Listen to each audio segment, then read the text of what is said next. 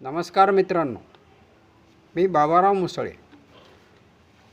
अहमदाबाद विमान दुर्घटनेत दोन गोष्टींबद्दल विशेष चर्चा होते आहे.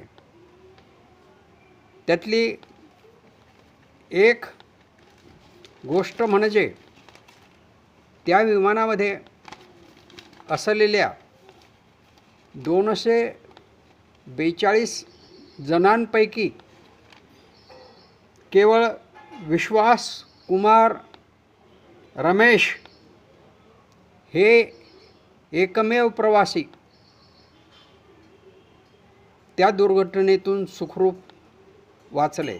अर्थात आपल्याला त्याबद्दल आनंद आहे.